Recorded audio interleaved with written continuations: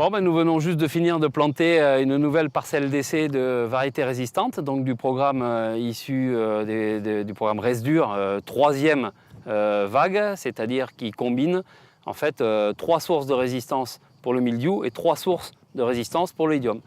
Donc cette nouvelle parcelle qui livrera ses premiers résultats d'ici 2 à 3 ans, en fonction de la vigueur de la pousse, c'est une parcelle qu'on appelle de détermination de la valeur agronomique, technologique et environnementale de la variété, VATE, donc la dernière phase d'évaluation, et qui vise définitivement à asseoir, connaître les potentialités agronomiques et œnologiques des différentes variétés. Donc ici, nous avons donc 7 nouvelles variétés rouges qui sont à l'essai comparativement à un témoin, le merlot. L'ensemble ne sera pas traité contre les maladies fongiques, excepté le témoin merlot, puisque si on veut un témoin agronomique, il ne faut pas qu'il soit ravagé par le mildiou. Voilà.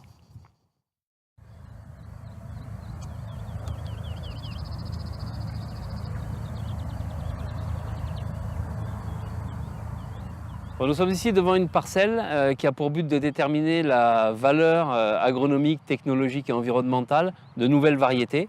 En l'occurrence, là, ce sont des variétés obtenues à partir des programmes Resdur de l'INRA et des programmes de l'UMT Génovigne et qui sont durablement résistants aux maladies, c'est-à-dire que dans ces génotypes ont été, par croisement, ajoutés plusieurs gènes de résistance, au moins 2, pour chaque maladie visée, c'est-à-dire le mildiou et l'oïdium.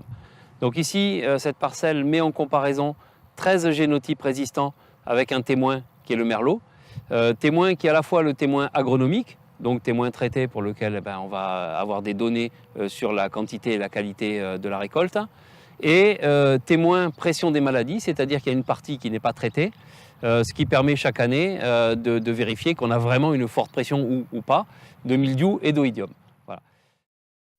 Bon, ici donc un rang avec un témoin non traité. Donc on voit là immédiatement tous les dégâts possibles et imaginables du mildiou, puisque c'est une année à forte pression.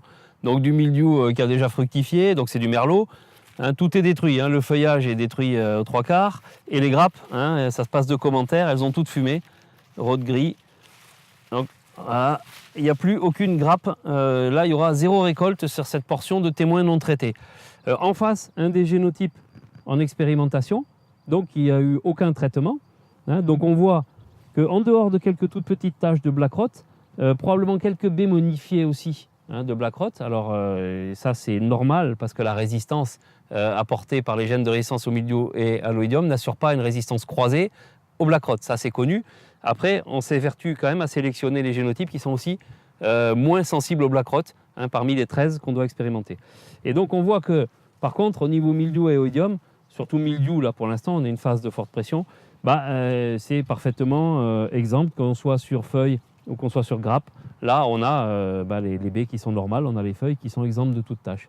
Voilà ce que c'est qu'une résistance, en plus vraiment une année de très forte pression.